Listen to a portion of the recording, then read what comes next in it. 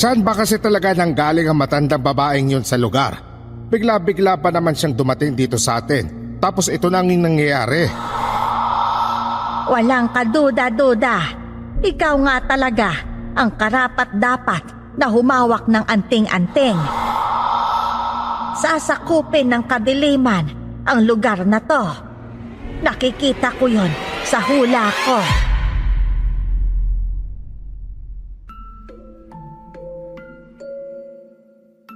Magandang araw po sa inyo, Esperanza, at sa mga solidong tagapakinig na kagaya ko. Isa rin ako sa naingganyong magpadala ng kwento ko sa buhay tungkol sa mga aswang. Sa bawat pakikinig ko kasi sa channel nyo, kadalasan dun sa iniere nyo ay kahawig ng nangyaring kababalaghan sa baryo namin. Ako yung tipo ng tao na hindi bumabase sa itsura ng isang tao para masabi mo kung ito ay masama o mabuti. Ang kagandahang anyo ay mapanlinlang at yun ang palaging paulit-ulit na sinasabi sa akin ng nanay ko noon. Ako si Elias at ito ang aking kwento. Bago ko simulan ang storya, huwag kalimutang mag-subscribe bilang suporta sa ating channel. Buisit talaga. Ilang manok ko na ang nawawala. Kapag mahuli ko yung magnanakaw na yan, dako, mapapatay ko talaga yung hayop na yan. Isipin mo ba naman, isang linggo ng sunod-sunod na nawawala yung mga alaga kong manok. Hindi lang naman ikaw ang nawala ng mga alagang hayop. Alam mo ba kung ano pa ang nakakatakot? May nakakita raw na ang mga katawan ng mga hayop na yon ay nasa tabi ng kubo ng matandang babae, dun sa dulo ng purok natin. Saan ba kasi talaga nanggaling ang matandang babaeng yun sa lugar? Bigla-bigla pa naman siyang dumating dito sa atin. Tapos ito na ang nangyayari. Sabi ko kasi sa inyo, may saaswang talaga ang matandang yan. Simula nang dumating siya dito, naisip ko kaagad na aswang siya. Mailap sa mga tao tapos hindi pa lumalabas kapag may araw. Paborito niya talagang lumabas kapag takip silim na. Tapos, ang pinagtataka ko lang ay kung bakit siya may belo. Baka naman may sayad yun sa utak, yung matandang yon. Ang aga-aga ho, yung matandang babae na naman yung napag-uusapan nyo. Kailan nyo ho siya titigilan? Nako Elias, sa totoo lang, ikaw na lang tong hindi naniniwala na aswang yan. Kaya nga, hindi mo ba nakita na kapag nasa labas siya, ang lahat ng mga tao pumapasok sa kanilang bahay para magsara? Hindi naman po ibig sabihin na ayaw nyo makipagsalamuha sa atin, aswang na siya kaagad. May mga tao din pong ganun na ayaw ng maingay sa paligid niya. Ay sige nga, paano mo naman ipapaliwanag yung mga patay na alagang hayop ng mga tao dun sa tabi ng kubo niya? Baka naman po sinasadyang patayin yung mga alagang hayop nyo tsaka doon nila tinatapon para sisihin yung matanda. Ay nako, matalino kang ang bata ka. Hanggang sa isang araw, nagulat na lang ako sa ingay ng mga taong dumadaan sa tapat ng bahay ko. Naguluhan naman ako kung ano ang nangyayari at sumunod ako sa kanila doon sa gitna ng kakahuyan. Nakita ko doon ang matandang babae na may mga sugat at dugo sa balikat. Ano po nangyari sa kanya? Tanungin mo tong si Jason dahil siya lang ang nakakaalam kung ano ang ginawa niya sa matandang yan. Ano? Ano ang ginawa niyo sa kanya, Kuya Jason? Kasalanan niya rin naman yan kung bakit siya napalo ng kahoy Bigla-bigla ba naman sumusulpot sa likuran ko? Natakot ako bigla kaya sa sobrang inis ko nasaktan ko siya nang hindi ko sinasadya. Nagawa mo siyang saktan sa edad niyang yan? Parang mapapatay mo na nga siya tapos hindi mo pa sinasadya. Nako, kakampihan mo pa ang matandang yan. Siyempre nagulat nga lang din ako. Saka bahala siya dyan kung mamamatay siya. Ako mismo ang huhukay ng lupa para paglibingan niya. Ang sakit niyo naman po magsalita. Tao pa rin po siya. Tsaka hindi naman niya kayo inaano Jason, umuwi ka na. Baka saan pa mapunta yung sagutan niyo ni Elias at kayo na naman ang mag-away dahil sa matandang yan. Sige. Hoy mga chismosa, magsiuwian na kayo. Alis na. Nang tabuyin ni Kuya Jason ang mga taong nakikiusyoso, kaagad naman silang umalis. Niyaya ako ni Ate Ami na umalis na din, pero nagpaiwan pa ako doon dahil gusto kong tulungan ang matandang babae. Sobra akong naawa sa sinapit niya sa mga kamay ni Kuya Jason. Inalalayan ko siyang makatayo. Nakahawak pa rin siya sa belo nito na nakatakip sa kanyang mukha. Kaya niyo pa po bang maglakad? Kasi kung hindi, bubuhatin na kita at ihatid sa kubo niyo. Oo, iho. Kaya ko pa. Salamat nga pala. Walang anuman po. Bakit po ba kayo nandito? Tsaka bakit niyo naman ginulat si Kuya Jason? Yan tuloy, nasaktan pa po niya kayo. Hindi ko naman alam na may tao dito. Paghahanap lang sana ako ng makakain. Huwag kang matakot sa akin. Hindi naman ako nananakit ng tao. Ewan ko ba kung bakit ganyan na lang kagalit ang mga tao dito sa akin. Huwag niyo na ho silang intindihin. Ganyan lang ata sila kasi walang magawa sa buhay. Alam mo ba na ang mga masasamang tao ay hindi din naman mananakit kapag hindi mo rin sila sinaktan o pinakialaman. Kaya maraming napapahamak sa mundong ito dahil mas inuuna nila ang mangialam at manakit kesa maging mabuting tao. Ako na humingi ng tawad sa ginawa ni Kuya Jason sa inyo. Bakit ikaw ang hihingin ng tawad? Wala ka namang ginawa sa akin. Kahit na ho. Sige na, ihahatid ko na ho kayo sa kubo niyo. Kaya ko na to. Natutuwa ako na may isang taong kakaiba ang tingin sa akin. Ako nga pala si Tonyang. Ikaw, anong pangalan mo? Ako naman po si Elias. Hindi naman pumayag si Aling Tonyang na ihahatid ko siya sa bahay nila. Hanggang ilang araw pa ang lumipas. Panay pa rin ang tsismis ng mga tao tungkol kay Aling Tonyang. Kung ano-ano na lang ang kanilang sinasabi. Pero hindi na ako nagbibitiw ng salita. Nang sa ganon, hindi ako magkaroon ng kaaway sa lugar namin. Ang dinig ko, Ami, nagkasakit daw yung matanda pagkatapos kong bugbugin. Naikwento sa akin yun nung nagtitinda dyan sa tindahan kasi bumili raw ng gamot eh.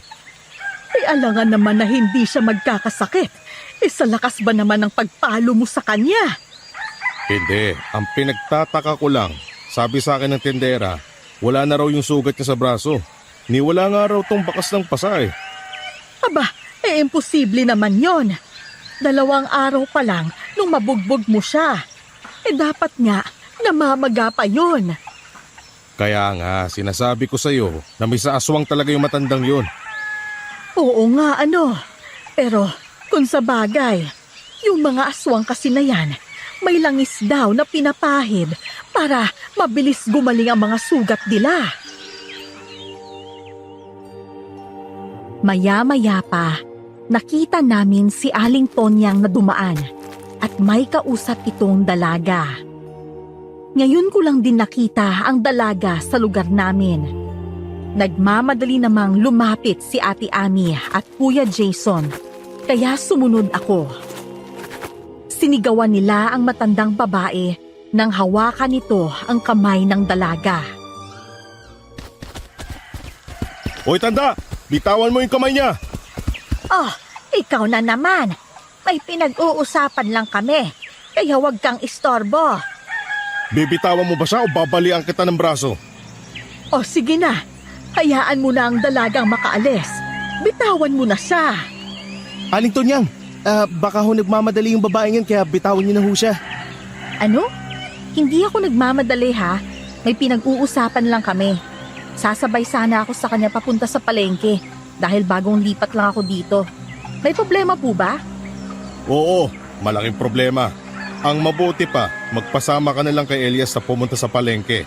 At ikaw na matanda ka, umalis ka na rito. Himala, lumabas ka ng may araw. Sige na nga iha. Kay Elias ka na lang magpasama kasi mabait yan. Hindi kagaya ng iba dito na masama ang ugali. Hindi naman po sa ganon, Ale. Kasi, kawawa naman ang dalaga. Baka maligaw mamaya. Ay, o sige na iha. Aalis na ako. Sige ho. Salamat po. Ngumiti naman ako sa matandang babae. Pero halos hindi ito makatingin sa akin. Masyado itong mailap.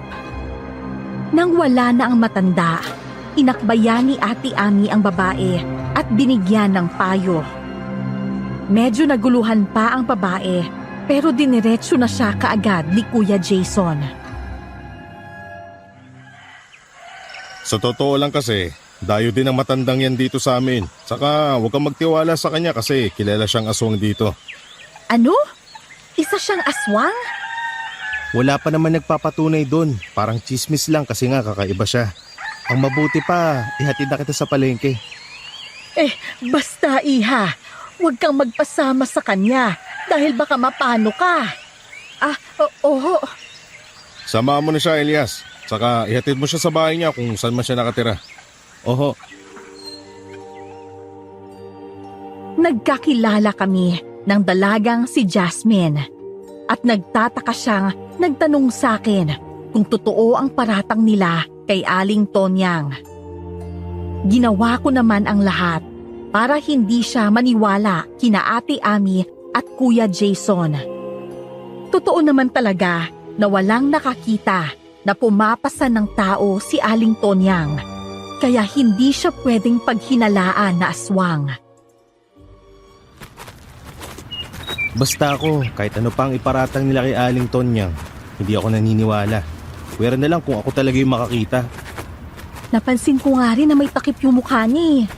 Pero kaya lang naman kami nagkausap kasi tinanong ko siya at siya naman ang nagboluntaryong sumama sa akin.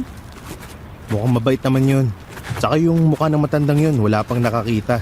Siguro, ayaw niya lang na makita o ano. Hindi ka ba nagtataka kung bakit hindi niya pinapakita ang mukha niya? Hindi naman. Bilang isang tao, ikaw mismo yung bahala kung ano yung gagawin mo sa sarili mo. Tsaka, hindi ako mapanghusgang tao, no? Grabe, ang bait mo naman. Sige, hindi na ako maniniwala na aswang si Aling Tonyang. Huwag kang maniwala kasi wala naman talagang nakakita doon at walang magpapatunay na aswang siya. Marami pa kaming napag-usapan ni Jasmine bago ko siya hinatid sa bahay niya. Hanggang sa makalipas ang 2 linggo. Nagulat na lang kami nang makita ang isang bangkay ng batang lalaki sa lugar namin. Wala itong bakas na sinaktan at ang tanging sugat lang nito ay sa kanyang leeg. Nandun din ang nanay ng bata. At naikwento niya na magkasama pa raw sila ng anak niya kagabi. Pero nagpaalam itong lumabas at hindi na nakabalik.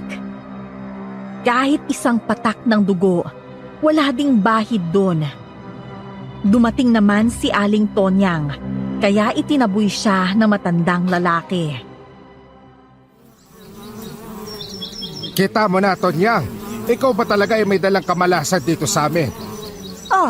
Bakit ba sa akin mo sinisisi ang nangyari sa batang yan? Wala akong alam dyan kung bakit siya namatay. Baka aswang ang uminom sa dugo niya. Paano mo naman nasabi na aswang? Alangan naman na sino. Magagawa bang kagatin ng normal na tao ang batang yan tapos iinumin ng dugo? Magsiuwian na nga kayong lahat. Total, nandito na rin naman ang mga taga-bayan para mag-imbestiga sa nangyari. Mahirap na, baka may matipuan na naman ang aswang dito. Kaya nga tara na, magsialisa na tayo dito.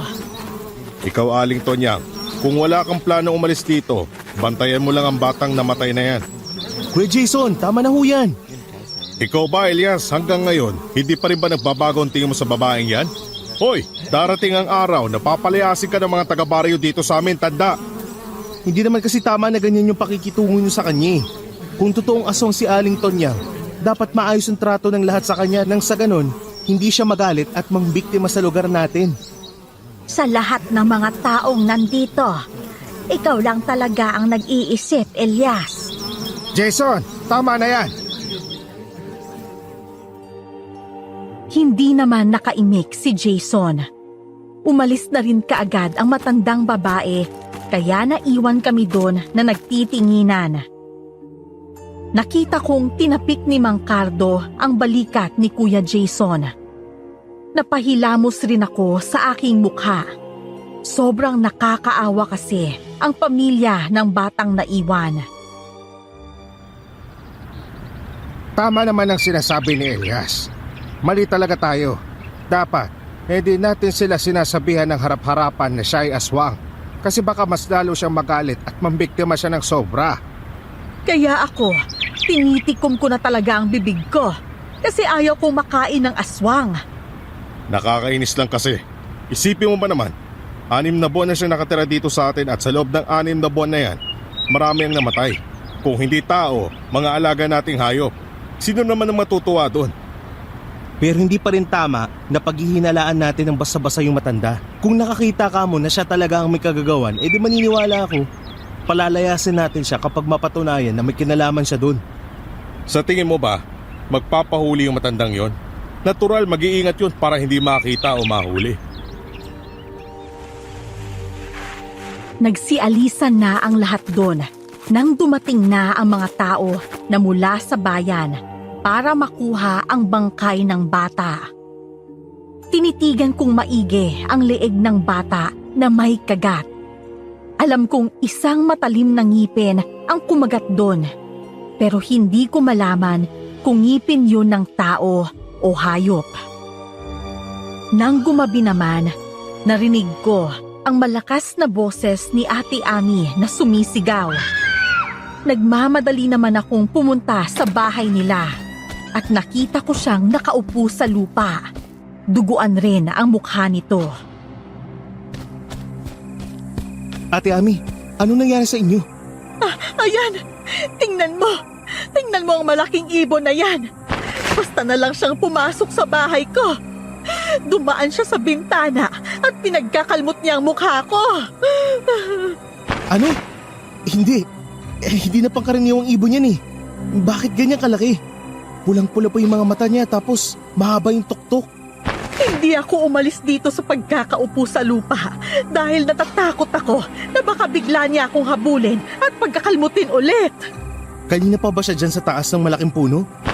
Oo, nung lumabas ako sa bahay kanina, sumunod din siya sa akin. Tsaka tumapo dyan sa puno. Tatakbo sana ako paalis dito, pero inatake niya ako. Parang ayaw niya akong umalis dito, kaya nakabantay lang siya sa akin. Itataboy natin yung hayop na ibon na yan. Paano mo naman gagawin yon? Baka atakihin ka niyan. Basta ako ang bahala. Titiradurin ko lang siya, sana lang matamaan ko. Kumuha ako ng bato para gawing bala sa tirador ko. Nasapul ko sa mukha ang ibon at lumipad ito papunta sa kinaroroonan ko. Sinundan ko ulit ang pagtirador sa kanya, kaya natamaan ang tuktok niya. Nagulat ako nang maging isa itong nilalang na sobrang payat na may pangit na itsura. Para siyang sigbin na ewan. Paatras din itong tumatakbo, pero sobrang bilis. Anong klaseng halimaw yon? Ewan ko, ngayon lang din ako nakakita ng ganyan. Hindi kaya yan yung sinasabi nilang aswang? Hindi ko rin alam kasi hindi pa ako nakakita ng aswang. Elias, tulungan mo ako. Lumalabo na ang paningin ko dahil sa dugong dumadaloy sa mga mata ko. Tsaka ang hapdi ng mga sugat ko. Halata nga hong malalim yung sugat nyo kasi lumalabas yung laman nyo sa mukha. Bumalik na lang ho tayo sa loob ng bahay nyo at tutulungan kitang magamot yung mga sugat nyo. Maraming salamat sa iyo at niligtas mo ako sa demonyong halimaw na yon. Dahil sa nangyari, kumalat sa lugar namin ang tungkol sa malaking ibon. Lahat din ay natakot na baka sila na ang isunod na atakihin nito. 3 araw pa ang nakalipas. Nasundan pa ang nangyaring patayan na may kagat sa liig at pati dun sa pag-atake ng malaking ibon. Nagulat na lang din ako nang niyaya ako ni Ate Ami na pumunta sa kubo ng matanda dahil nagdesisyon na raw ang barangay na palayasin siya. Lumayas ka na lang dito sa lugar namin para hindi na ikaw yung masisi sa nangyari. Oo nga, baka sigbin mo ang ibon na yon na umatake sa akin. Tingnan mo ang nangyari sa mukha ko, Aling Tonyang. Alam ko naman na marami akong sinasabi sa iyo na hindi maganda. Pero pinagsisihan ko na yon. Ikaw talaga may dala ng kamalasan dito sa lugar namin eh. Maawa ka naman. Marami nang namatay dito kaya umalis ka na. Eh bakit ako aalis? Ang lupa na tinitirikan ng kubo ko ay akin. Kaya hindi niyo ako mapapaalis. Pwede ko kayong kasuhan kapag sinaktan niyo ako dito sa loob ng pamamahay ko. Hindi namin gagawin yon dahil nandito kami para makiusap. Aling Tonyang, maawa ka naman sa mga nanay na nawalan ng anak. Ano ba ang nagawa ko? Wala akong ginagawa sa mga yan.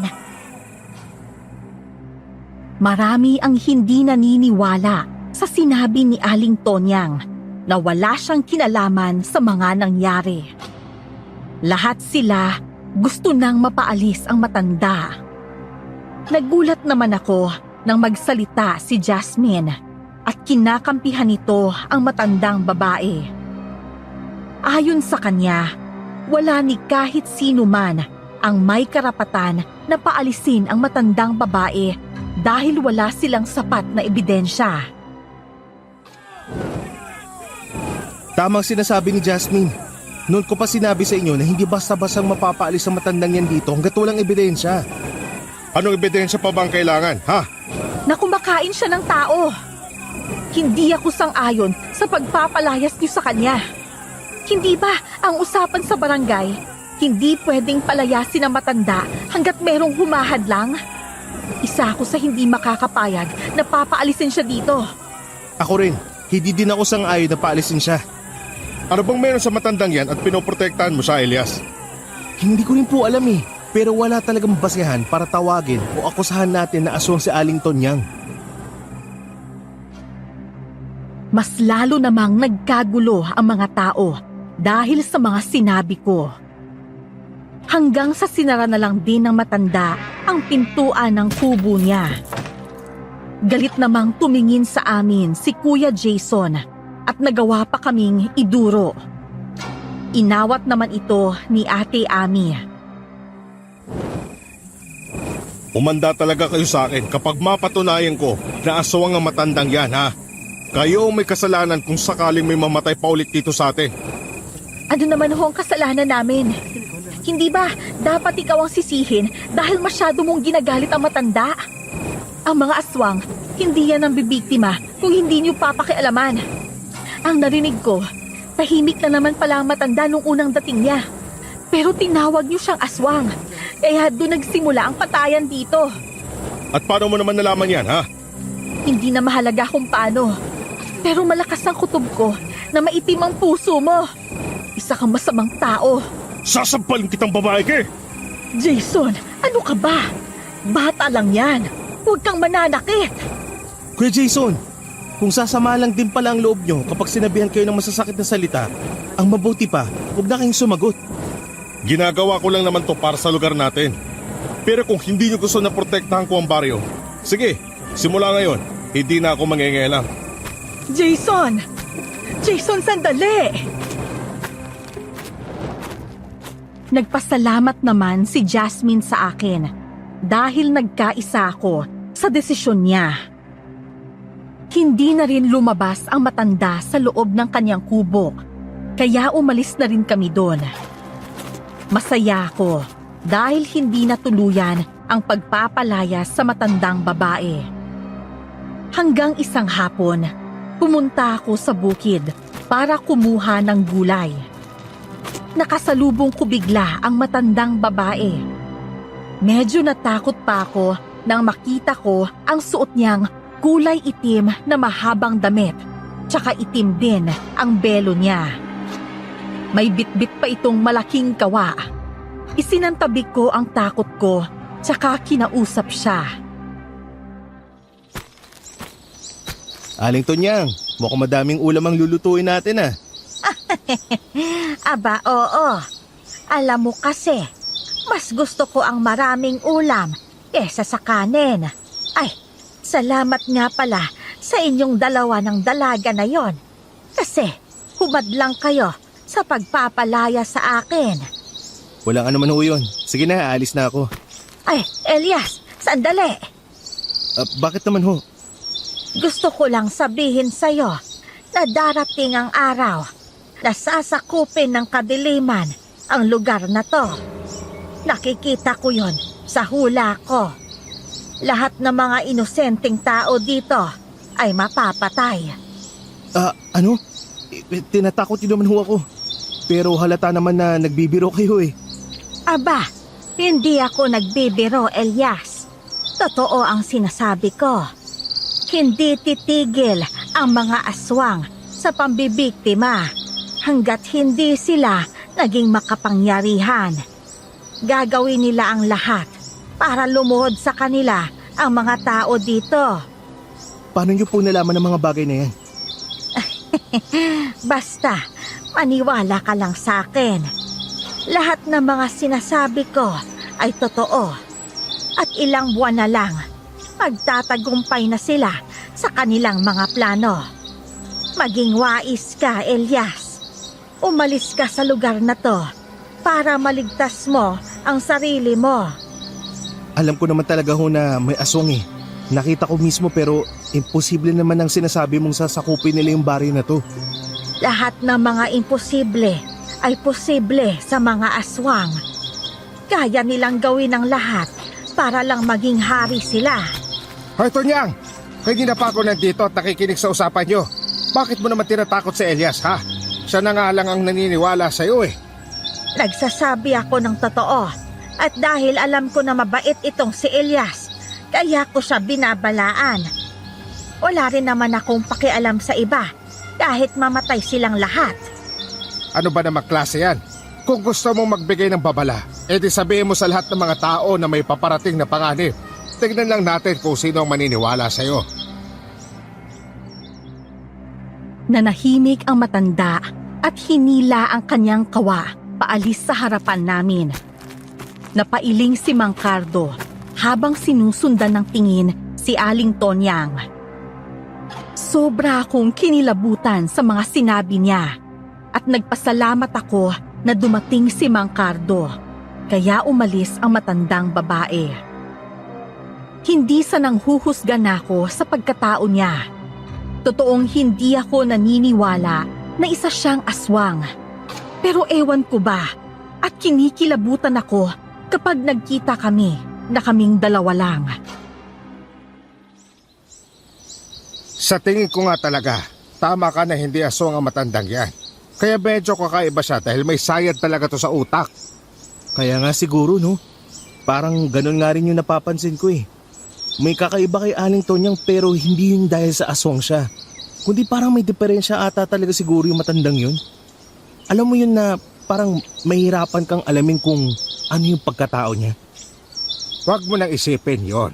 Siguro, intindihin na lang natin ang matandang yon. Kaya nga po eh. Sige ho, mauna na po ako sa inyo dahil magdidilim na. May hirapan na ako mamitas mamaya ng mga gulay eh. Oh, sige. Kagagaling ko lang dun sa sakahan ko pero sakto naman na padaan na sana ako dito nang makita kong nag-uusap kayo ni Tonyang. Ayun, nakinig na muna ako.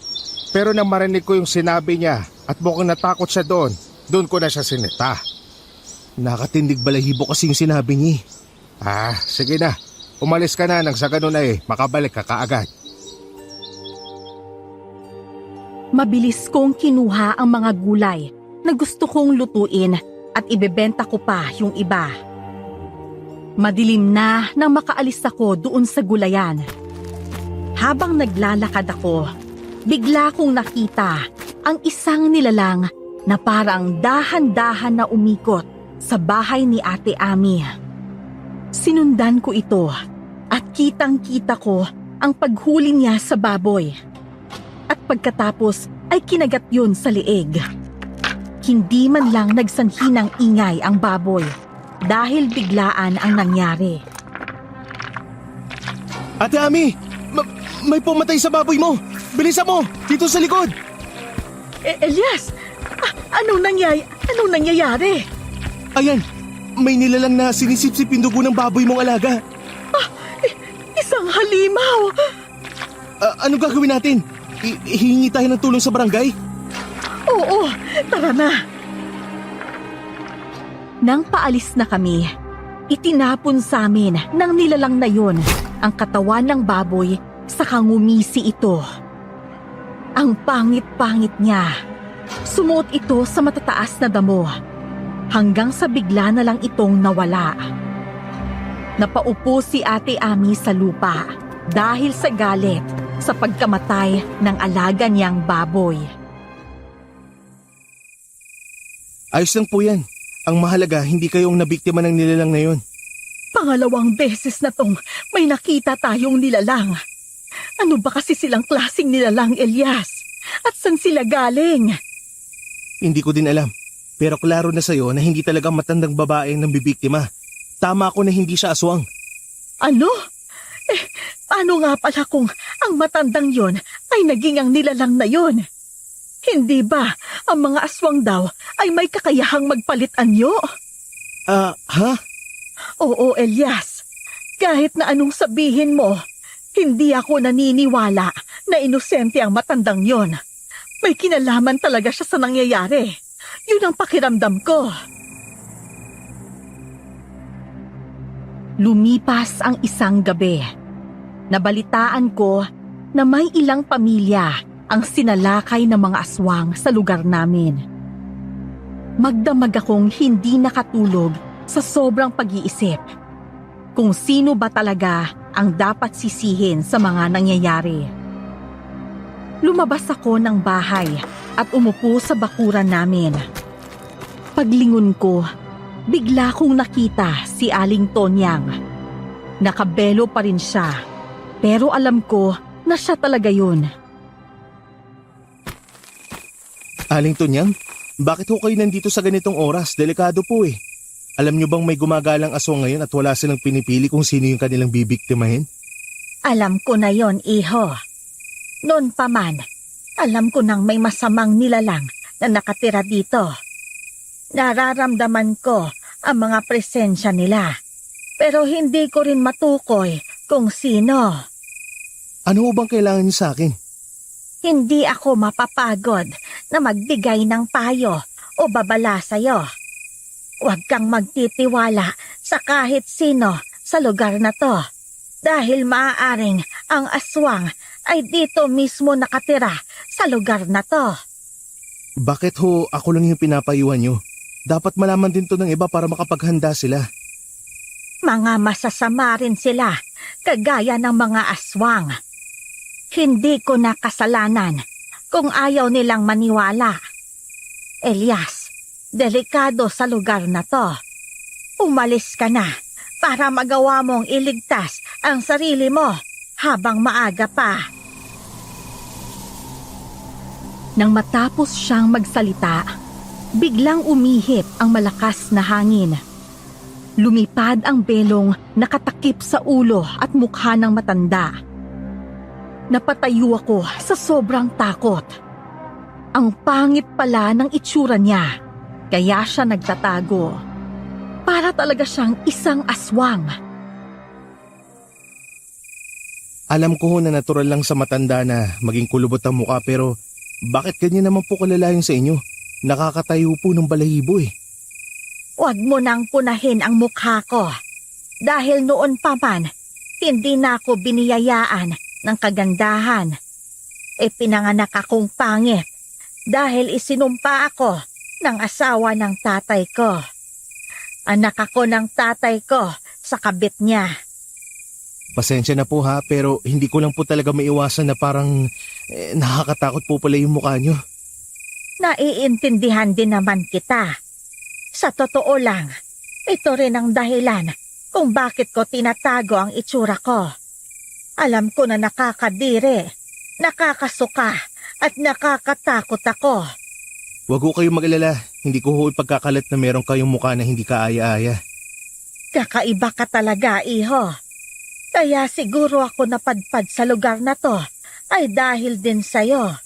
Po? Balang araw, may ihahandog akong regalo para sa'yo. Kung hindi ka talaga dito aalis. Pero kung aalis ka, hindi ko na yon karapat-dapat na ibigay pa sa'yo. Aling Tonyang, kahit anong mangyari, hindi ko iwan ang lugar na to at ang bahay namin. Maraming alaala ang mga magulang ko sa bahay na yan. Napakabuti ng puso mo. Sa tingin ko, mababait ang mga magulang mo. Kaya kanila napalaki ng maayos at tinuruan ng magandang asal. Pinulot ko ang belo nito at inabot ko yun sa kanya. Hanggang isang araw pa ang lumipas. Nagpatawag ng meeting sa barangay para pagplanuhan kung ano ang gagawin. Nang sa ganon ay mahuli na ang mga aswang. Nag-uusap-usap kami nang dumating si Aling Tonyang at may sinabi itong nakakatakot. Kahit magsanib puwersa pa kayong lahat, hindi niyo magagawang malupig ang aswang. Malalakas ang mga aswang na nakatira sa lugar na to. Kaya sigurado ako na mauubos niyang kainin ang mga tao dito. Ayan ka na naman eh. Bakit hindi ka nalang tumulong sa pag-isip ng paraan kung paano ma-corner ang aswang na yan? E di mas lalo mo kaming pinag-alala at tinakot eh. Hindi ko kayo tinatakot. Nagsasabi ako ng totoo. Sa tingin niyo ba, hindi matalino ang mga yon? Baka nga, hindi niyo alam na may espiya pala siyang nakikinig dito. At imbes na ang aswang ang makorner niyo, kayo pa ang mauubos. Huwag na lang natin kasing pakinggan ng matandang to. Isa pa, sino ba ang nag-inform sa kanya na may meeting tayo dito? Aling Tonyang, ang mabuti pa ho, umalis na lang ho kayo. Kasi alam mo naman na natatakot sila sa inyo eh. Matakot kayo sa aswang at hindi sa akin. Mas lalo niyo lang po na pinapalala ang sitwasyon ng lahat eh. Aling Tonyang, 2 beses na akong inatake ng aswang sa bahay ko. Kaya pakiusap, huwag ka nang sumabat kung wala ka namang magandang masasabi. Magpasalamat ka at buhay ka pa hanggang ngayon, Ame. Aling Tonyang, ihahatid ko na ho kayo sa kubo nyo. Umuwi na lang ho kayo. Tsaka masama din po sa kalusugan nyo ang matinding init ng panahon. Eh bakit ba ang sama-sama ng tingin niyo sa aking lahat? Si Elias lang naman ang inaalala ko na baka mapahamak siya. Mukhang natipuan mo pa ata si Elias ah. Pakiusap po, Aling Tonyang. Tara na po, ihahatid na po kita. Huwag na po matigas ang ulo nyo. Ah, oo na. Uuwi na ako. Pero di mo ako kailangang ihatid. Kaya ko ang sarili ko. Paika-ikang naglakad ang matanda, paalis sa barangay. Natapos na rin ang pag-uusap namin. Pero ni isa, walang pumayag na magbantay tuwing gabi. Mas lalo silang natakot dahil sa sinabi ng matanda. Sa huli, wala din na buong plano. Sinayang lang nila yung oras natin. Inaway pa nila si Aling Tonyang tapos ayaw din pala nilang pumayag sa gagawing plano. Kaya nga napilitan na rin ako kanina na paalisin ang matanda. Kung iisipin, nagmamagandang loob lang naman si Aling Tonyang. Siguro ang kailangan na lang natin gawin, maghanda ng asin at bawang para pangontra sa mga aswang. Kaya hindi ako inaatake ng mga aswang na yan kasi bawat takip silim, nagsasaboy na ako ng asin at bawang. Ay, siya nga pala, yak si Jason, sadyang masama ba talaga ang ugali niyan? Oo, alam mo yung siya yung tipo ng tao na palabiro pero nakakainis. Kita mo, tinukso pa sa akin si Aling Tonyang. Kaya nga baka nga totoong may pagtingin sa iyo ang matandang yun. Kaya ganyan na lang siya kung mag-alala sa iyo. Hala ka! Ikaw talaga, oo. Sa edad niyang yun, makakaramdam pa siya ng ganun. Siguro nababaitan lang siya sa akin kasi ako lang yung hindi umaaway sa kanya. Biro lang naman. Si Ate Ami kawawa din. Ilang beses nang sinalakay ng aswang. Tsaka kayo pa talagang dalawa ang nakakita sa mga aswang na yun. Ang pangit kayo ng itsura ng aswang. Talaga? Ako kasi hindi pa nakakita ng ganun eh. Nang naghahanda na ako ng hapunan ko, nagulat naman ako nang may kumatok sa pintuan.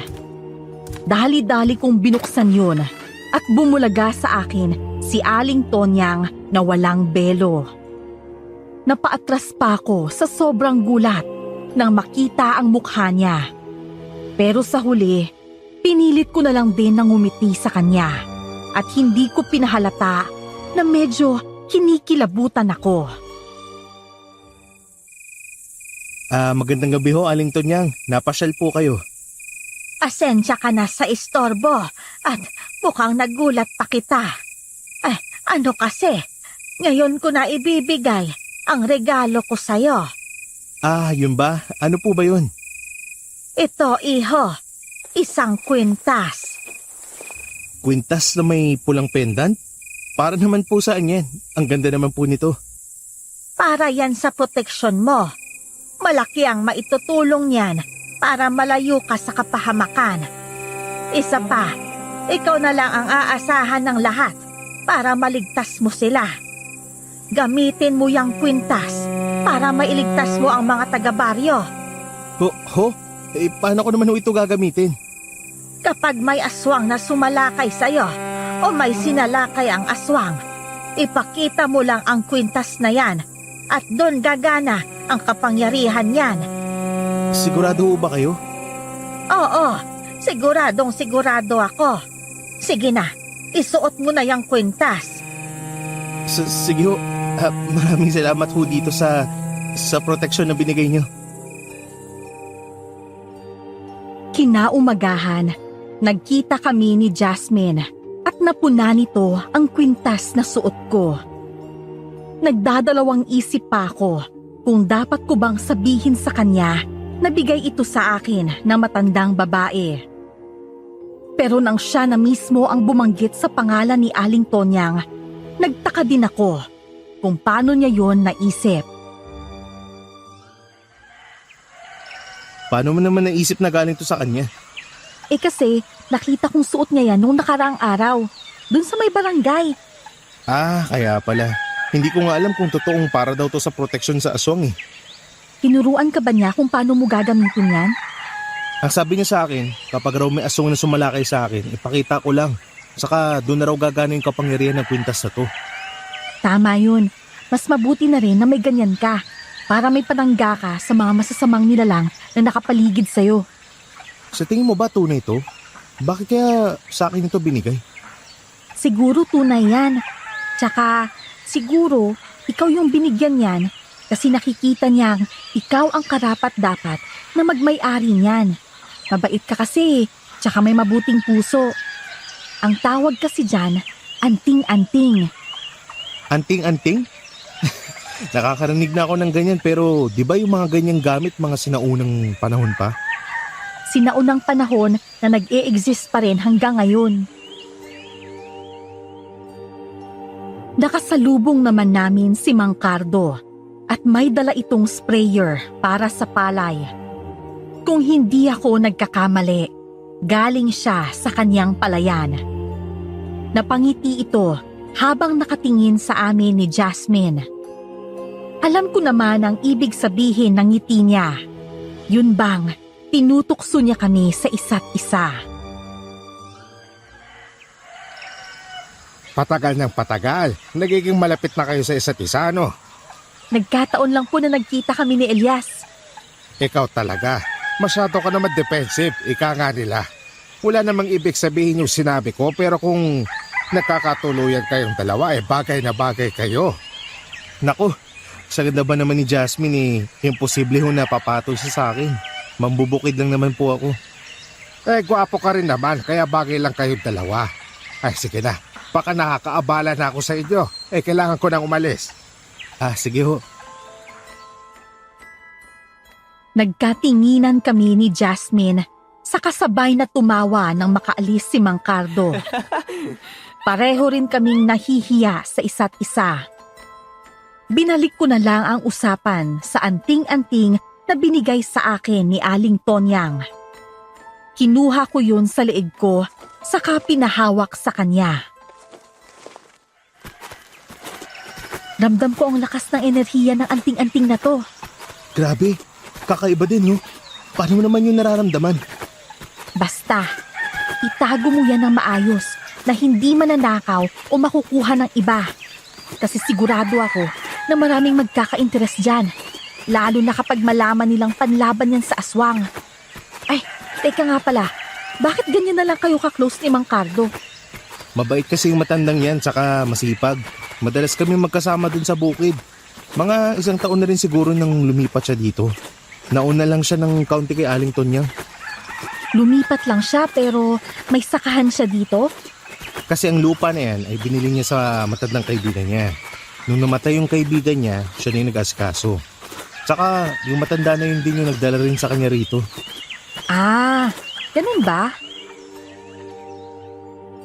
Hindi ko naisip na tanggalin sa leeg ko ang anting-anting na binigay sa akin ni Aling Tonyang.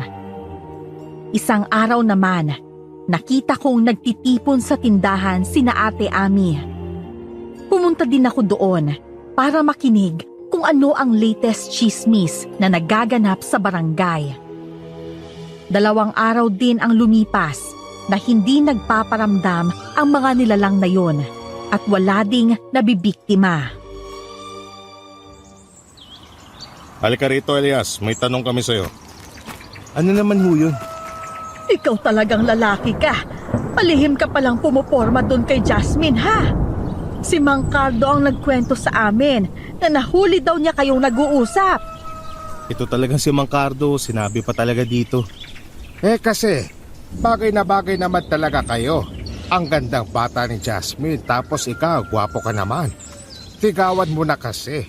Huwag ka na magpaligoy-ligoy pa. Oo nga naman.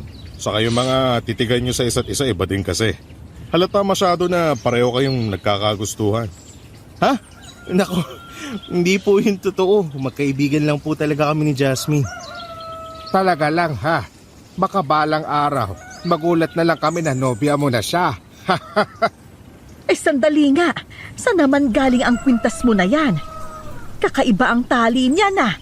Parang gawa sa lubid. Ito ho? Galing po ito kay Aling Tonyang. Bigay niya po ito kasi daw panlaban to sa mga aswang. Natataboy daw nito yung mga masasamang nilalang eh. Totoo ba yan? Yun po yung sabi niya sa akin. Ito naman si Elias. Ang dali talagang maniwala sa matanda na yun. Sa edad kong to, wala pa akong narinig na kaya magtaboy ng kwintas ang aswang. Meron po itong pulang pendant. Teka, papakita ko nga po pala sa inyo. Huwag na, Elias. Alam mo naman na parang may sayad ang matandang yun pero naniwala ka rin sa kanya. Balik mo yan dahil baka yan pa yung magpapahamak sa'yo. Oo nga, Elias. Sa susunod, kung ano ang ibigay niya sa'yo, huwag mong tanggapin. Hindi mo naman siya gaanong kakilala para magtiwala ka sa kanya ng ganon. Pero kasi, ang sabi ni Jasmine, totoo din daw na para to sa proteksyon eh. Ano ba sila? Albularya? Manggagamot? Kung hindi manggagamot ang magbigay sa'yo, hindi yan totoo. Baka kamo yan pa yung dahilan para habulin ka ng mga aswang eh. Tignan niyo po kasi muna. Nako, ayaw ko. Hindi ako interesado na makita yan. Uuwi na ako sa amin at magpapakain pa ako ng mga manok ko. O siya, yan na kayo. Ako nga rin eh. Gusto ko din na kumain ng almusal. Susunod ako sa inyo. Elias, ibalik mo yan sa matanda. Ayokong mapahamak ka ng dahil dyan. Isang gabi, pumunta ako sa bahay ni Jasmine para yayain siyang gumala. Baka sakaling makasalubong ko ang aswang. Gusto kong makita kung totoo ang sinasabi ng matandang babae na yun sa akin. Nang makarating ako sa bahay ni Jasmine, nakita ko siyang may kalaban na aswang. Kagaya ng sinabi sa akin ng matanda noon, inilabas ko ang kwintas At basta na lang umilaw yon ng nakakasilaw. Aswang! Tignan mo tong anting-anting ko! Elias, nandito ka? Kanina pa kami naglalaban ng aswang na to, pero ang lakas niya. Tignan mo ang aswang.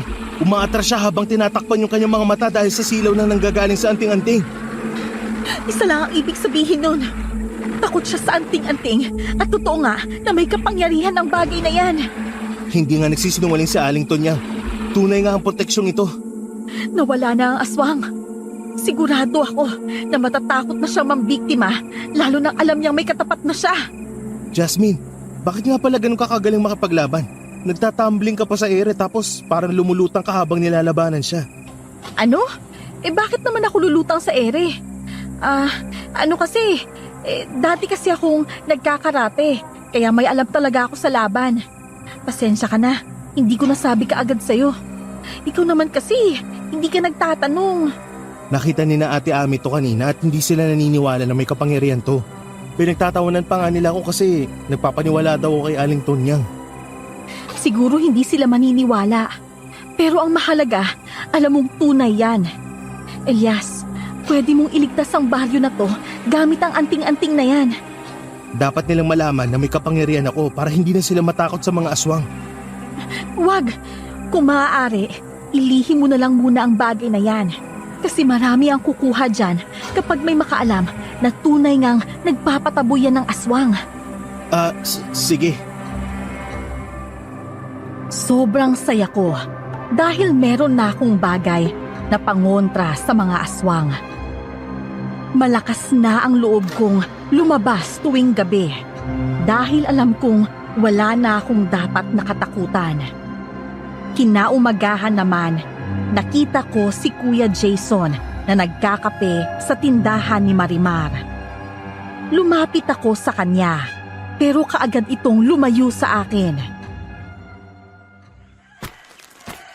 Kuya Jason, dito pa kayo nagkakape sa tindahan. Ang mahal-mahal dito eh.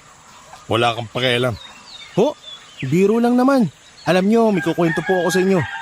Ako na pala magbabantay sa mga aswang tuwing gabi. Ano? Lalapain ka lang ng mga yun, kaya huwag ka nang mag-abala. Halata naman na duwag ka din kagaya ng iba. Hindi ako duwag. Mamayang gabi, sisimulan ko na pagbabantay sa baryo natin. Baka naman yung pinagmamalaki mo yung anting-anting na binigay sa'yo ng matanda. Nako, huwag ka na mag-abala pa. Napansin ko lang ho na parang hindi magandang mood nyo ngayon. Galit ho ba kayo sa akin? Bakit naman ako magagalit sa'yo? Naiinis lang ako sa pangyayaring to dahil wala man lang ginagawa mga taga-bayan para matulungan tayo sa problema. Lumalala na yung patayin at dumadami na rin ang nasisiraan ng ulo. Isa ka na doon, Elias. Ang aga-aga nandito ka na kaagad, Jason.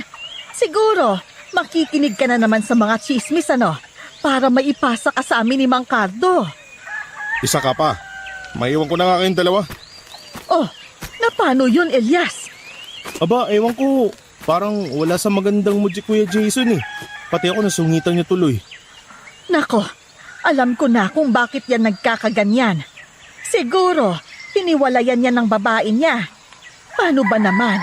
Yung babae kasi, may asawa at anak na. Baka mas pinili ng babae ang pamilya niya kesa dyan.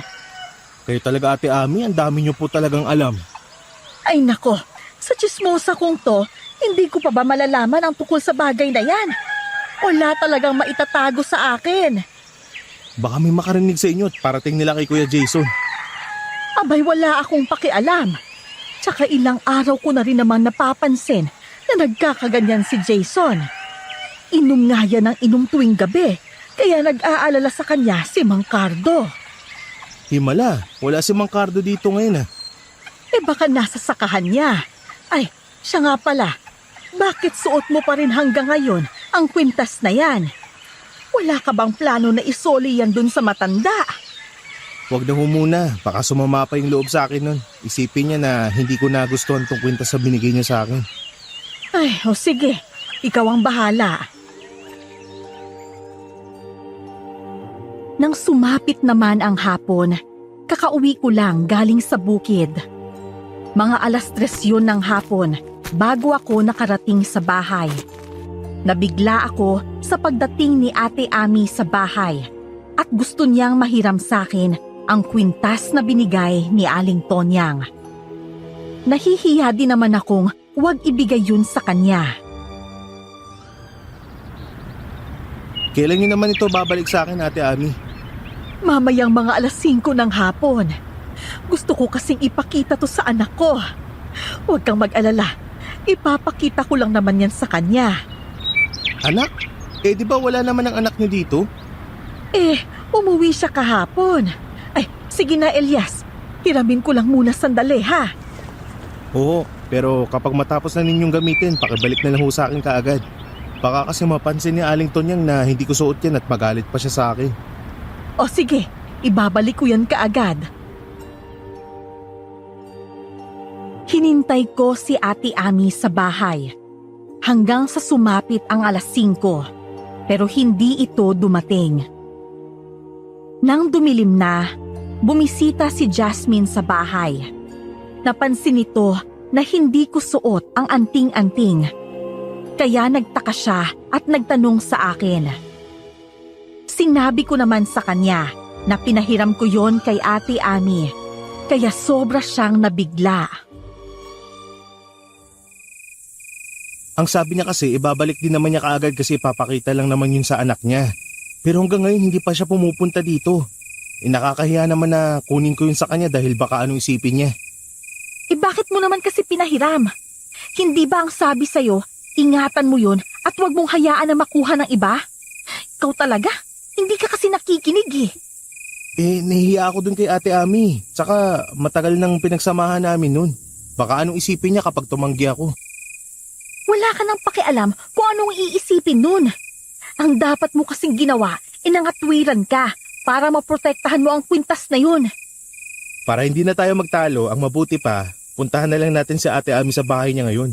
Nandun din naman yung anak niya raw . Paano kung dinala pala yun ng anak niya? Lagot ka talaga kay Aling Tonyang. Binigyan ka na nga ng proteksyon, nagawa mo pang ipamigay sa iba. Pinuntahan namin si Ate Ami sa kanilang bahay ng gabing yon. Nahalata kong galit na galit si Jasmine sa akin dahil halos hindi niya ako magawang tingnan o kausapin man lang. Alam ko naman na nag-aalala siya sa akin. Pero alam ko rin na hindi ako tatraidorin ni Ate Ami dahil kilala ko talaga ang ugali nito.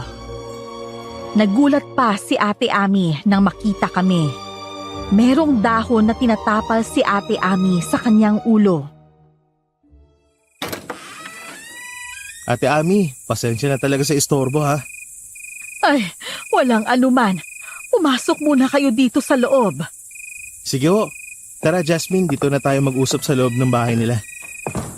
Hindi na po kami magpapaligoy-ligoy pa. Kaya po kami naparito ay nang sa ganon, mabawi namin sa iyo ang kwintas. Kwintas? Oo, yung kwintas na hiniram nyo sa akin kanina sa bahay. Mga 3:00 ho ng hapon . Yun yung sabi nyo sa akin, pagka 5:00, ihatid nyo po yun sa akin pero hindi naman ho kayo dumating kaya ako na po yung pumunta dito. Kailangan ko na ho kasi yun . Anong kwintas ang tinutukoy nyo? Yung kwintas po na binigay ni Aling Tonyang sa akin, imposible ho na makakalimutan yung hiniram nyo sa akin yun. Ibalik nyo na po sa amin yun kasi kailangan yun ni Elias. Ay, teka nga sandali. Naguguluhan naman ako sa inyong dalawa. Bakit sa akin yung hinahanap? Hindi ko naaalala na pumunta ako sa bahay mo, Elias. Tsaka, hiniram ko yun. Nako, ano naman ang gagawin ko doon? Pero kayo talaga yung pumunta sa bahay. Ang sabi niyo pa sa akin, gusto mong ipakita yun sa anak mo. Aba, Elias, huwag mo akong sinisisi sa pagkawala ng kwintas na yon. Wala akong pakialam doon at hindi ko yun hiniram sa'yo. Buong araw akong nandito sa bahay kasi sumasakit ang ulo ko. Ano ho? Ate Ami, parang ahawan nyo na. Ibalik nyo na ho sa akin yun. Ano nga ang ibabalik ko? Wala nga sa akin. Tsaka hindi umuwi ang anak ko. Nasa ibang bansa yon at nagtatrabaho. Baka naman nagkamali ka lang. Hindi ako pwedeng magkamali. Ikaw talaga yun . Sige nga, kung ako nga talaga ang nanghiram, ano naman ang gagawin ko doon? Ewan ko sa inyo. Nagtaka nga ako nung bakit bigla kang nagka-interest doon pero pinahiram na lang kita kasi nahihiya din ako sa'yo. Wala nga talaga sa akin ang kwintas na yon. Ay, Diyos ko naman, Elias. Patawarin mo ko, pero wala talaga sa akin yon. Elias, mukhang nagsasabi nga ng totoo si Ate Ami. Ang mabuti pa, umuwi na lang tayo. Pero, Jasmine, gusto kong mabawi yung kwintas. Paano mo naman yun babawiin? Wala nga sa kanya. Umuwi na lang tayo. Dali! Hinila ako ni Jasmine para umalis doon sa bahay ni Ate Ami. Nagtaka naman ako dahil biglang nagbago ang desisyon niya. Kani-kanina lang, siya ang may kagustuhang makuha ang kwintas. Pero ngayon, nagmamadali na siyang bumalik sa bahay. Nang makarating kami sa bahay, doon naman niya ipinaliwanag sa akin kung ano ang kanyang napuna kay Ate Ami. Ano na naman ba yung nagpabago sa desisyon mo? Hindi ba gusto mo rin na mabawi ko yung kwintas na yun? Napansin ko kasi kanina na totoong hindi niya alam ang nangyayari. Malakas ang kutob ko na ginamit ng aswang si Ami para makuha ang kwintas sa'yo. Ano? Paano naman nila yung gagawin? Pwede silang magsagawa ng ritual para makontrol ang pananalita at kilos ng tao. Pwede rin na maipainom silang gayuma sa isang tao para mapasunod ito sa kagustuhan nila. At yun ang nangyari kay Ate Ami. Ano? Pero sino naman kaya yung aswang na gumawa nun? Hindi ko rin alam. Pero sa nakikita ko, ang nilalang na paatras kung maglakad ay tinatawag na aswang na Alan. At ang aswang naman na humihigop ng dugo ng tao ay aswang na maranhig. Paano mo naman nalaman ang pagkakaiba nila? Marami akong alam tungkol sa mga aswang, Elias. Pero ang isipin natin ay kung paano natin mahahanap ang kwintas na yun. Hindi nila pwedeng itapon ang kwintas o sirain dahil sagrado yun. Ang maggagawa lang nila doon ay ilibing sa lupa para hindi ito mahanap. May hirapan tayong hanapin yun. Hindi natin mahanap yun ng tayo lang. Kakailanganin natin ang tulong ni Aling Tonyang. Kinaumagahan naman, sumama si Jasmine sa akin na pumunta sa bukid. Nakasalubong ulit namin si Mang Cardo na may bitbit na pala. Ngumiti lang siya sa amin saka nagsimulang maglakad paalis. Pero bigla naman itong tinawag ni Jasmine. Mabilis na napalingon sa amin ang matandang lalaki. Bakit ha? Nagmamadali kasi ako Bakit humay pala kayong dala? Saan kayo nanggaling? Doon sa sakahan ko. Naghukay kasi ako ng lupa doon para taniman ng mga gulay Pagod na nga ako at nagugutom na rin. Ganun ho ba? Oh, sige. Mauna na ako sa inyo ni Elias ha. Sige ho, pasensya na po sa abala. Ayos lang iho. O siya, alis na ako. Iba talagang matandang yun, no? Sobrang masipag. Alam mo, kulang na lang 24 oras kung magtrabaho sa sakahan niya Sinabi mo pa. Simula nung dumating siya dito, ganyan na talaga yan. Alam mo na, sarili niya lang yung binubuhay niya pero kailangan niya raw magtrabaho para kung sakaling manghina na siya, di meron siyang naitabing pera para sa panggastos niya sa sarili niya. Tama nga naman. Kakaiba din ang mindset ng mga matatanda, no? Oo, wala na raw din kasi siyang pamilya Ganun ba? Tara na, punta na tayo sa bukid. Sige. Nang sumapit naman ang gabi, biglang dumating si Aling Tonyang sa bahay.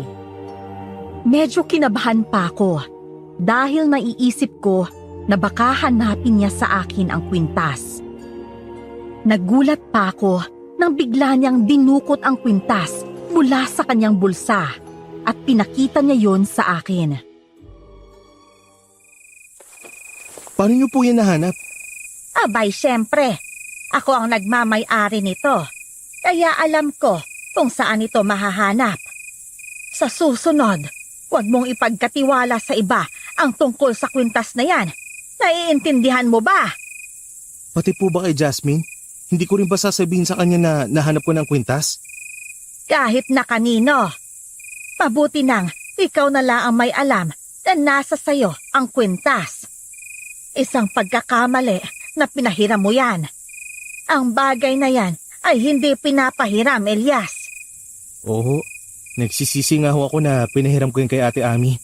Pero pwede niyo po bang sabihin sa akin kung paano niyo po yan nakita? Nakita ko lang yan sa isang bakanting lote na nakalibing. Sa tingin ko, ginawa niya yon para hindi ito mahanap. Ang hindi niya alam ay may kakambal ang kwintas na to, kaya mahahanap ko pa rin kahit saan nila ito itapon o ilibing. Ang sabi ni Jasmine, baka raw ginamit ng aswang si Ate Ami para makuha tong kwintas. Mukhang tama nga naman. Kaya nga, sinasabi ko sa'yo na huwag kang magtiwala kahit na kanino. Dahil baka sa susunod, si Jasmine naman ang gagamitin nila para muling makuha yan sa'yo. Oo, maraming salamat po at pinagkatiwala niyo po ulit sa akin yung kwintas na to. Wala akong magagawa dahil ikaw ang may karapatan na humawak sa kwintas na yan. Ikaw ang bagong tagapangalaga niyan at ang kakambal niyang kwintas ay ibibigay ko lang sa'yo kapag nagawa mong talunin ang mga aswang dito. Ano naman po yung mangyayari kapag nagsama yung magkakambal na kwintas? Magiging makapangyarihan ka, pero mawawala ang bisa ng kapangyarihan ng kwintas kapag ginamit mo ito sa kasamaan. Hindi ka maaaring maging mapagmataas at maging isang mayabang. Oo, tatandaan ko po lahat ng mga sinabi niyo sa akin. Itinago ko nga ng maayos ang anting-anting para walang makakita doon. Hanggang isang araw, nakasalubong ko si Jason.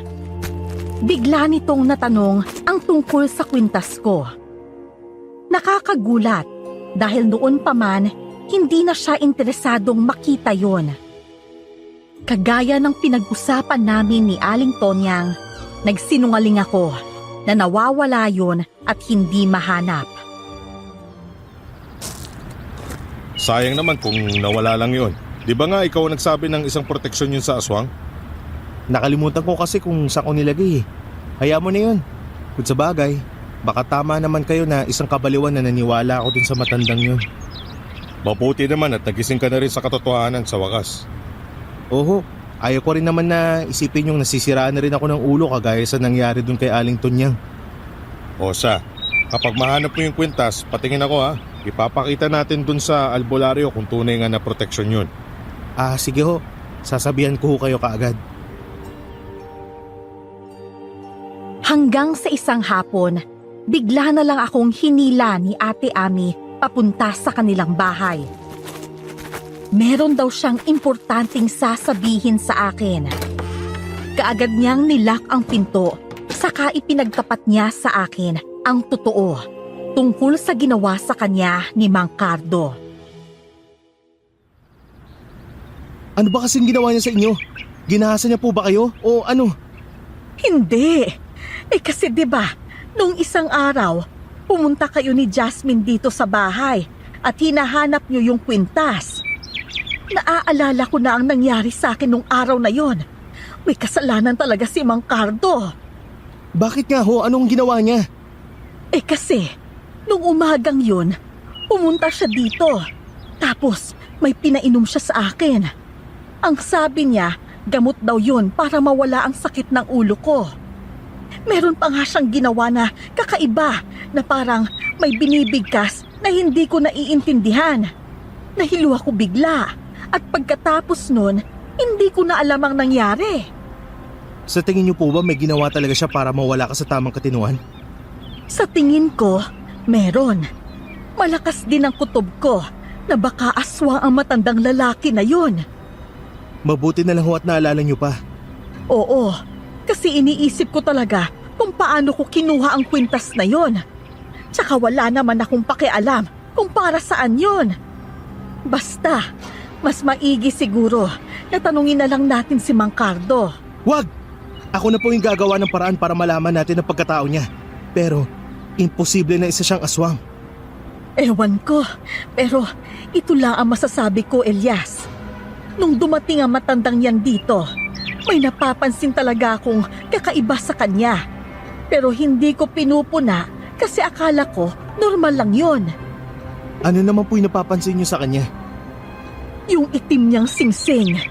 Tapos, palaging may dalang langis kahit saan magpunta. Nakapag-isip-isip din ako dahil sa sinabi ni Ate Ami.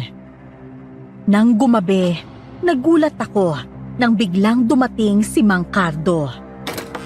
Ang kwintas ko ay nasa loob lamang ng bulsa ko para madali kong mahugot kung sakaling may mangyayari. Ang ikinagulat ko pa, biglang naging aswang si Mang Cardo sa harapan ko at galit na galit ito sa akin. Kayong wala na sa'yo ang kwintas. Wala ka ng laban sa'kin. Puwisit kang lalaki ka. Kayo yung nilalang na nakita kong sumisipsip ng dugo ng baboy na Ate Ami. Oh, ako ang aswang na maranhig. Kaunti na lang sana at magtatagumpay na ako maangkin ang lugar na to. Pero dumating ka at ang litek na matandang yun. Ikaw pa ang gagamitin niya para matalo kami mga aswang. Walang nga kayo. Tama nga hinala ni Ami na may kinalaman kayo sa nangyari sa kanya. Ginamit niyo siya para makuha sa akin yung kwintas. Naging matalino lang ako, Elias. Papatayin na kita ngayon at isusunod ko na ang amin na yun. Naghanda siya para sumalakay sa akin. Kaya mabilis kong kinuha ang kwintas sa loob ng bulsa ko at pinakita yon sa kanya. Bigla na namang umilaw ang kwintas, kaya nasilawan ang aswang. Sa pagkakataon na yon, biglang dumating si Aling Tonyang. Hindi! Ilayo mo sa akin ang kwintas na yan! Paano mo yan nahanap? Ako ang nakahanap niyan at hindi si Elias. Nararamdaman ko na susugurin mo siya ngayon, kaya ako naparito. Noon pa man, nakikita ko na sa hula ko na ikaw ang aswang na pumapatay sa lugar na to. Mga walagya kayo! Malas mo lang dahil mas matalino ako kesa sa'yo, aswang na maranhig.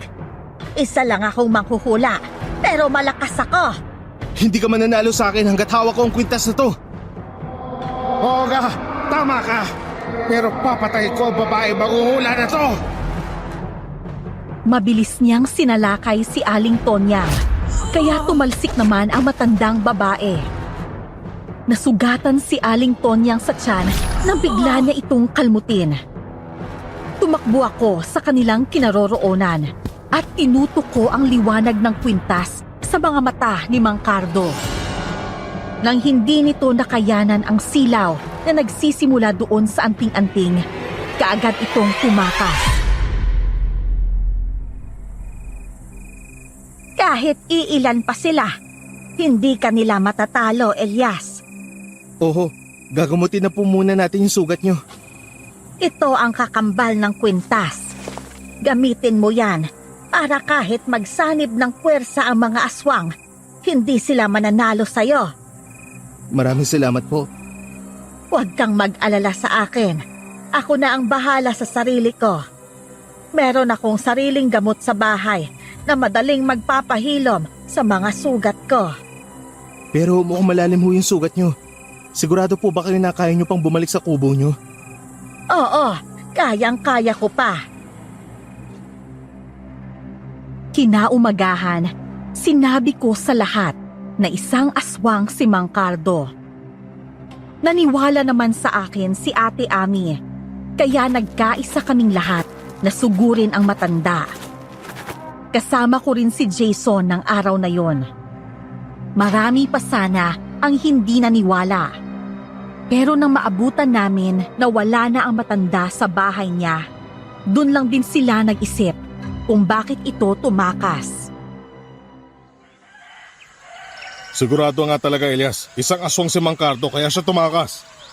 Oo, aswang talaga siya. Kung marami pa ang hindi naniniwala sa sinabi ko, ngayon na mismo ang patunay. Basta ako, noon pa man, malakas na ang kutob ko na may itim na lihim ang matandang yon. Anak nang, siya lang pala ang aswang dito pero kung sino-sino ang tinuturo natin. Inutulang tayong lahat ng lintik na yudiputang Mangkardo na yon. Ang mahalaga, makakampante na tayo na wala na ang aswang dito. Malaya na tayong makapag-alaga ng mga hayop dahil wala na ang aswang na sumisip-sip ng dugo nila. Pero hindi pa tayo nakakasigurado kung hindi siya babalik. Kailangan pa rin natin mag-ingat. Oo, magdoble ingat tayong lahat. Marami ang nagpasalamat sa akin dahil nahuli ko na isang aswang si Mangkardo. Pero ang pinoproblema naman ng lahat ay baka bigla itong bumalik at gumante. Hanggang makalipas ang isang araw, may dumating na sulat para kay Jason. Palabas na sana ako ng bahay para ihatid yun sa kanya. Pero saktong dumating naman si Jasmine. Jasmine, bakit ka nga pala naparito? Nandito ako para makiusap sa'yo. Manmanan natin si Jason. Ha? Bakit naman? Malakas ang kutob ko na may lihim ang lalaking yun. Ano? Aalis nga sana ako ngayon para ihatid ang sulat na to sa bahay niya. Mamayang gabi na natin ihatid. Nang sa ganon, palihim rin tayong makamanman sa kanya. O sige. Nang sumapit na ang gabi, nagkita na kami ni Jasmine para pumunta sa bahay ni Jason. Meron din akong dalang asin at bawang na pangontra sa aswang kahit na may anting-anting na ako. Nang makarating kami doon, nagmanman muna kami saglit. Saktong dumating naman si Jason sa kubo niya at may bitbit na katawan ng tao na walang malay. Ito na, lumabas ka na dyan. Ang bilis mo naman, iho. Sinasabi ko na nga ba na maaasahan kita. Kailangan ko ang dugo ng taong yan para lalakas ako nang sa ganon malabanan ko ang Elias na yan. Ano ba kasi pumasok sa utak nyo at bigla nyo siyang sinugod? Nabuko ka tuloy. Magpasalamat ka at nakatakas ako. Kung hindi, ilalaglag din kita sa kanila. Sasabihin ko na ikaw ang aswang na Alan na siyang kasama ko sa pambibiktima dito. Oo na. Kaya nga lahat ng gusto nyo sinusunod ko ha. Pero maglaylaw na muna tayo ngayon sa pambibiktima. Mapapatay tayo ni Elias kapag nahuli niya tayo. Oo, akin na ang taong yan at nang mahigop ko ng kanyang dugo. Bigla namang sumigaw si Jasmine sa tabi ko at nagpakita ito sa dalawang aswang. Gulat na gulat pareho ang dalawang aswang, lalo na nang makita rin nila ako. Sabay silang nagpalit anyo bilang aswang, kaya hinanda ko ang kwintas ko, asin at bawang para panlaban sa kanila. Elias, ang lakas ng loob mo na sumugod dito dahil may kapangyarihan ka na. Isa ka rin palang aswang. Walang ya. Kunwari kapag galit na galit kay Mangkardo, yung pala pare-parehas lang kayo. Si Jason ay isa kong alalay na aswang. Sinasabi ko na nga ba kayong dalawa talaga mga aswang. Noon pa lang, alam ko ng aswang kayo. Pero hinintay ko talagang pagkakataon na to nang sa ganon, si Elias ang papatay sa inyo. Humanda kayong dalawa sa akin. Lumabang ka ng patas, Elias. Itago mo yung kwentas mo nang sa ganon. Maging patas ang laban. Hindi magiging patas ang laban dahil mga aswang kayo. At isang normal na tao lang si Elias. Labanan mo silang dalawa, Elias. Hindi ako mangingialam. Ano?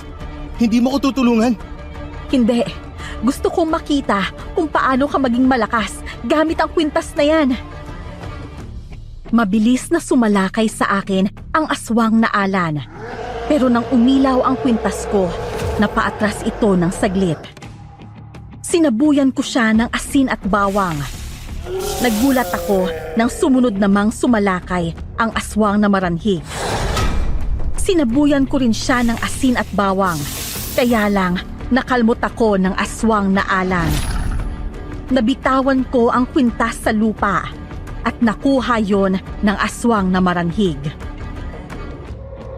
Kung talagang hindi ka mangingialam, Albularia, paano naman kami matatalo ni Elias King wala na sa kanya ang kwentas? Bahala siya. Hindi ko na yun problema. Pero malaki ang tiwala ko kay Elias. Mahina ka, Elias, at tanga mo. Nasa iyo na ang kapangyarihan ng kwintas pero hindi mo pa alam kung paano mo gagamitin. Kahit wala na ang kwintas sa akin, lalabaan ako pa rin kayo. Sumalakay ang aswang na alan sa akin. Saka sinuntok ako sa tiyan at sa mukha. Patuloy pa rin ang pagsaboy ko ng asin at bawang sa kanya. Sa bawat pagtama ng asin at bawang sa kanyang katawan, umuusok yun pero parang wala siyang maramdamang hapdi. Ang bilis din niyang kumilos kahit paatras kung maglakad at tumakbo. Bigla niya akong sinipa sa tiyan kaya napaatras ako ng ilang metro sa kanya. Napasuka ako ng dugo. Ano? Kaya mo ba, Elias? Ako na tatakos sa lalaking yan. Huwag! Pahirapan muna natin siya bago patayin. Mas maganda nga yun. Walang tutulong sa'yo, Elias. Tignan mo si Jasmine. Walang ginawa kundi tignan ka lang. Lahat ng mga nakapaligid sa'yo ay hindi totoo kundi mga peke. Mga walang hiya talaga kayo. Hindi ako papayag na mapatay niyo ako ng ganun-ganun lang. At ano ang gagawin mo? Ito ang nababagay sa'yo. Kapag bumulang ka na ng palay, pwede ko nang sipsipin ang tugo mo. Ilang beses akong paulit-ulit na sinampal ni Mang Cardo. Sobrang lakas niya, kaya halos sumabog at dumugo ang mukha ko. Sobrang nagagalit ako dahil hindi man lang ako tinulungan ni Jasmine. Pinilit ko pa ring lumaban sa kanila na mga oras na yon. Ginantihan ko ng isang malakas na suntok si Mang Cardo. Pero halos hindi din ito nakaramdam ng sakit. Napasigaw ako sa sobrang galit. Kaya nakita kong umilaw ang kwintas at lumilipad yon papunta sa kinaroroonan ko. Hindi! Paano nangyari na? Siya nga talaga ang tagapangalaga ng kwintas. Dapat natin siyang patayin bago pa niya mahawakan ng kwintas. Oo, patayin natin sila. Mauna kayong mamatay! Tumalon si Jasmine at buong lakas na sinipa ang mga aswang. Sinaloko ang kwintas at nang mahawakan yon ng palad ko, nararamdaman ko ang malakas na enerhiyang nanggaling doon at pumapasok sa katawan ko. Biglang nawala ang sakit na naramdaman ko at bigla akong lumalakas. Sinalakay ko ang dalawang aswang at isa-isa silang pinutulan ng ulo. Ganun ko sila kadaling natalo dahil sa lakas na nakuha ko sa kwintas.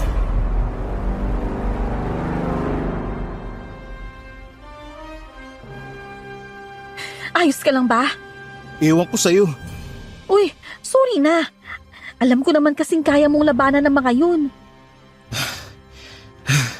Huwag mo akong kakausapin ha. Albularya ka pala tapos hindi mo sinabi.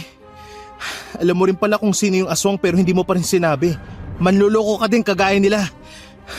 Wag ko raw kasi sabihin, sabi ni Auntie. Auntie? Sino bang auntie mo? Si Auntie Tonyang. Kasi may tiwala din siya sa'yo na kaya mong patayin ng mga aswang. Hindi na ako umimik kay Jasmine na mga oras na yon. Iniwan namin doon ang mga pugot na katawan ng mga aswang. Kinaumagahan, narinig kong pinagkakaguluhan ng mga tao ang mga katawan ng aswang sa barangay.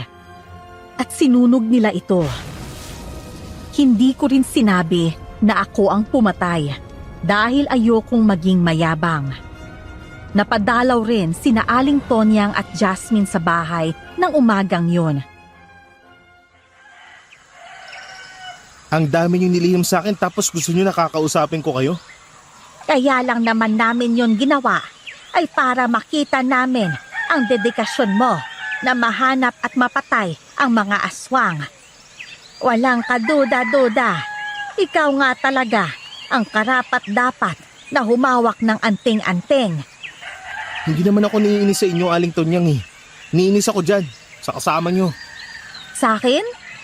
Oh, mag-usap na muna kayo ha. Iiwan ko na muna kayo. Hinayaan mo lang ako na mabugbog ako ng aswang? Tignan mo nga yung itsura ko. Puro maga. Sorry na nga. Hindi ko naman hahayaan na papatayin ka nila eh. Sige, papatawarin kita. Pero papakasalan mo ako ah. Ano? Ayaw mo? Gusto.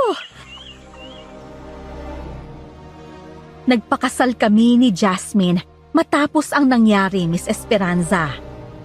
Masaya rin ako sa kapangyarihan na ipinagkaloob ng anting-anting sa akin dahil nagagawa kong iligtas ang mga tao. May anak na rin kami ngayon ni Jasmine na 10 taon at siya ang palagi kong kasama para pumuksa ng mga aswang. Hanggang dito na lang po ang aking kwento. Maraming salamat po at more power sa inyong channel.